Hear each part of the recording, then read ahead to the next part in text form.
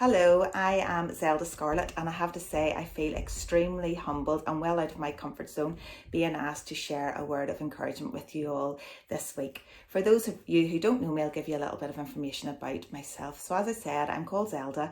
I have been a member of Glengarry Methodist Church all my life, which is now 44 years. I am married to Andrew, who I'm sure many of you know, and we have 4 children.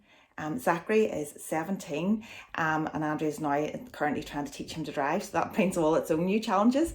Jacob is 15, Evie is 13 and Seth is 10. And within this last year we have also a new little addition to our family, little puppy Tilly, who I have to say has been such a blessing and has fitted into our crazy lives and crazy household, no bother at all, and it's as if we've always had her.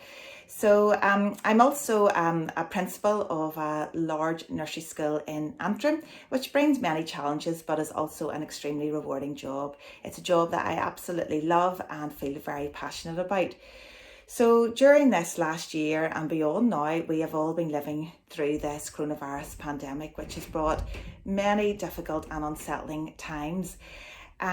For me, leading a staff and leading my school has been challenging in itself with all the new restrictions and new guidelines that we have been receiving. But as a family, we have coped very well with having to live this way. And I have to say, it has brought challenges, but every day I count my blessings, and I'm so grateful for how we as a family are all getting through it. We have all kept relatively healthy. I know Andrew wasn't too well in January, but is on the mend now, and we are all keeping well and strong.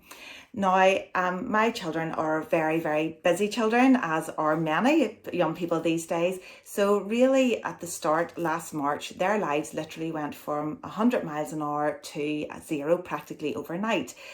And that brought many challenges and questions as to why and what's going on, and when's life going to be normal again, and many questions that I couldn't answer. But our wee motto just at the start was just to take each day at a time. And although, yes, they were tough, unsettling times, we have had, when we look back over the last year, we have many positive memories and that we have made as a family during this time. We have enjoyed endless walks, as I know many of you have, during the first lockdown, when such an answer to prayer, the weather was glorious and we were able to get out and about. And I don't know about you, but we found so many new places to walk and places to explore that were on our doorstep, and we were just able to marvel at God's creation during that time.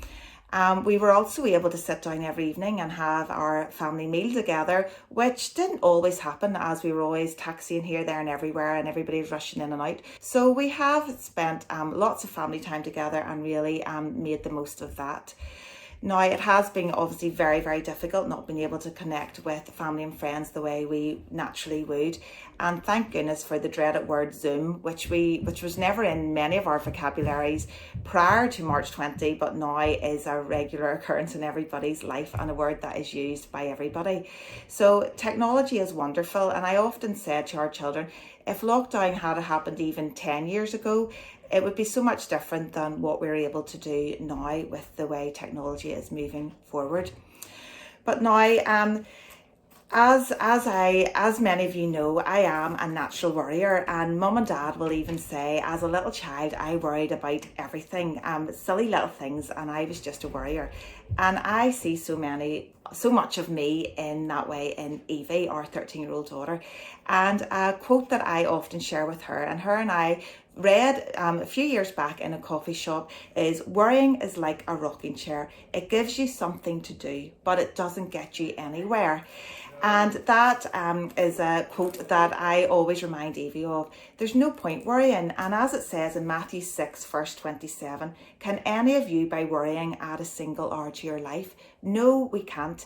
We just have to, as it says in Isaiah 40, verse 31, but those who wait on the Lord shall renew their strength.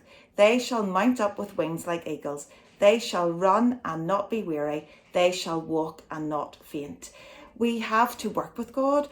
They are his promises to us, but we need to be still and wait on the Lord and trust in him.